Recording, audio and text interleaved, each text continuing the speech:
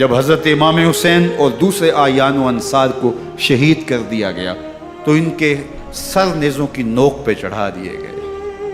حضرت امام حسین کا کٹا ہوا سر اور باقی 71 افراد کے کٹے ہوئے سر نیزوں کی نوک پہ، اور 10 سواروں کو ابن سعد نے کہا کہ ان کو رون دو، اور گھوڑوں کی ٹاپوں تلے حضرت امام حسین رضی اللہ تعالیٰ عنہ اور ان کے آوان و انصار کو جو ہے وہ روندا گیا، حتیٰ کہ ان کی استخوان مبارک، ان کی ہڈیاں بھی چور چور ہو گئیں۔ روننے سے قبل ان کا لباس اتار لیا، ان کے کپڑے اتار لیے گئے۔ اللہ اکبر، کیسی دردناک گھڑیاں تھیں۔ یزید کا صرف یہی بد کرداری کا مرحلہ نہیں تھا، اس کربلا کے صحرا کے اندر یزید نے جس طرح امام حسین رضی اللہ تعالیٰ عنہ کو شہید کیا اور حضرت امام حسین کے خاندان کو شہید کیا، جب مدینہ المنورہ پر یزید نے مسلم بن عقبہ کو مقرر کیا، جس کو بزرگوں نے مصرف بن عقبہ کہا ہے، تو اس کو کہا 3 دن تک مدینے کا حرم تمہارے لیے حلال ہوگا، جو چاہو تم کرنا، اور شامی فوجوں کو اجازت ہوگی۔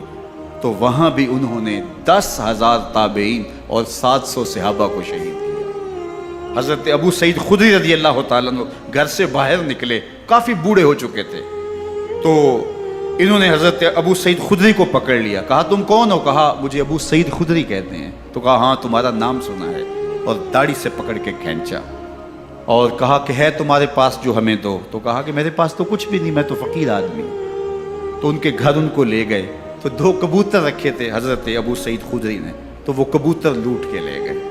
اللہ اکبر۔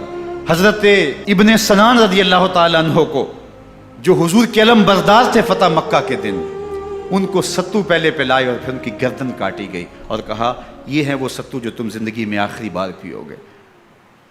ایک گھر میں داخل ہوئی شامی فوج، تو ایک خاتون کے ابھی بچہ پیدا ہوا تھا، اور قابلہ نے، داہیہ نے وہ بچہ ماں کی چھاتی پہ لٹایا، اور وہ ماں کا پہلا دودھ پی رہا تھا۔ تو یہ جا کے کہنے لگے نکالو تمہارے پاس جو کچھ ہے۔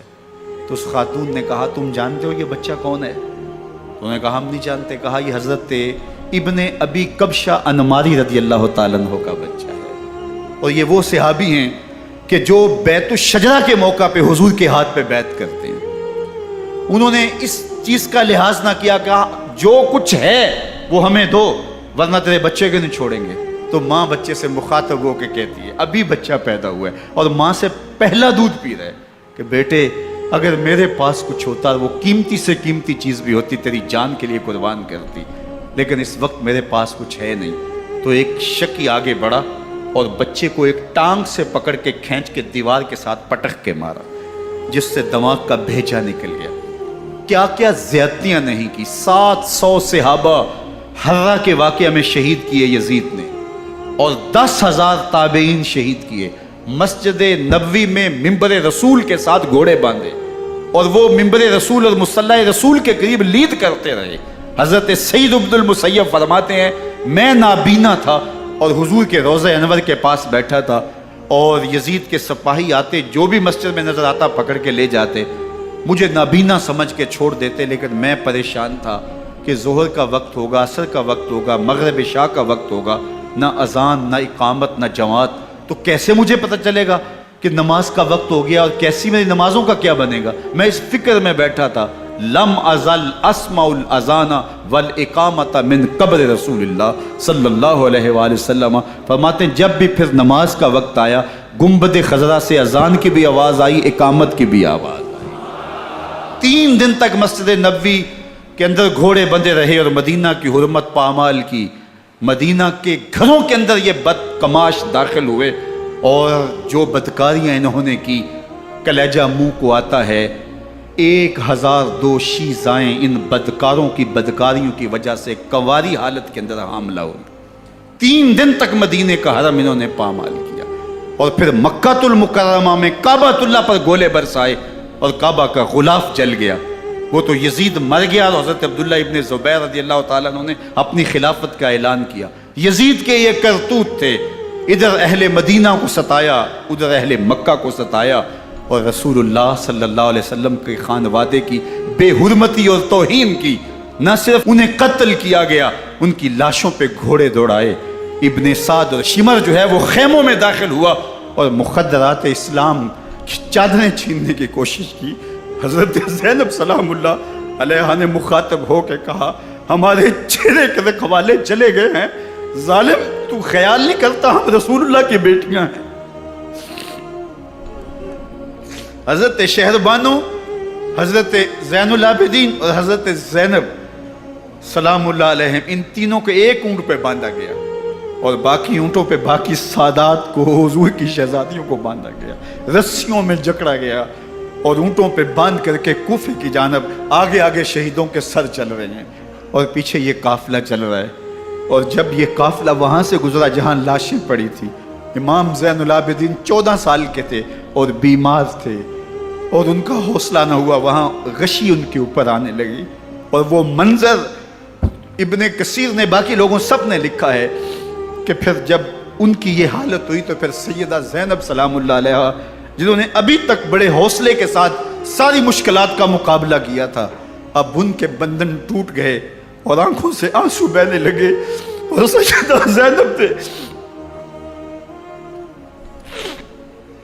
امام حسین رضی اللہ تعالیٰ عنہ کی لاش پہ کھڑے ہو کے، اور وہ روندی ہوئی لاش، ٹوٹی ہوئی ہڈیاں اور وہ برینا بدن، کٹا ہوا سر نیزے کی نوک پہ اور لاش یہ پڑی ہے، تو حضرت سیدہ زینب نے مدینے کی طرف منہ کر کے جو ہے وہ حضور سے فریاد کی، یا محمد آہو، یا محمد آہو، ھذا حسین بالآراء مزمل بالدماء، یا محمد آہو بناتوں کا سبایا۔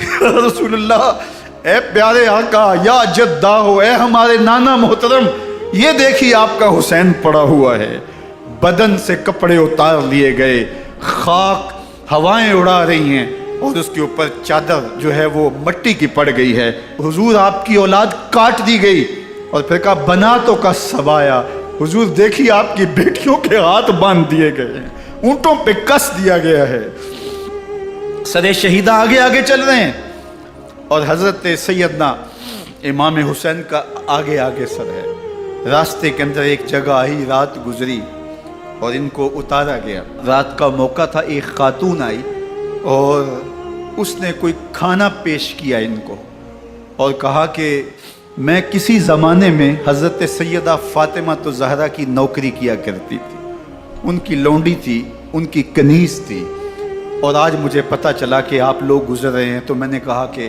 میں اپنی مخدومہ کے خاندان کی خدمت کروں۔ اور پھر اس نے کہا کہ اس وقت سیدہ کی گود میں ایک 6-7 ماہ کی بچی تھی جس کو زینب کہا کرتے تھے، تو سیدہ زینب نے کہا کہ اماں اگر پہچانتی ہو تو وہ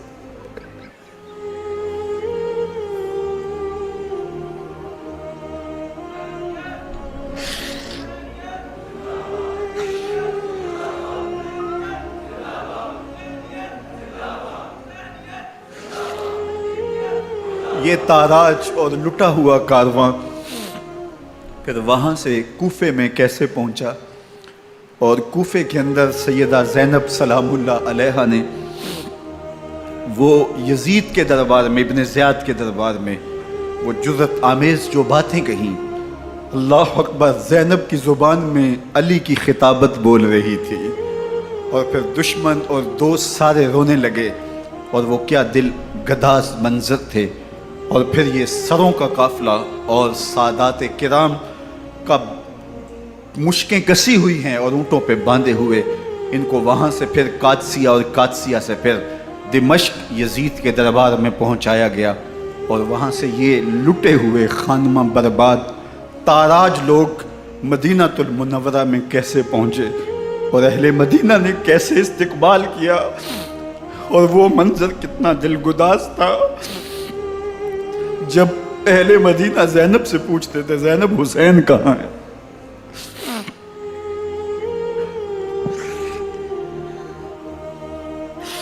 بے مروت بے وفا تیرا بھی کیا افسانہ ہے، جس نے اپنی ہی شمع کو گل کیا تو وہ پروانہ ہے۔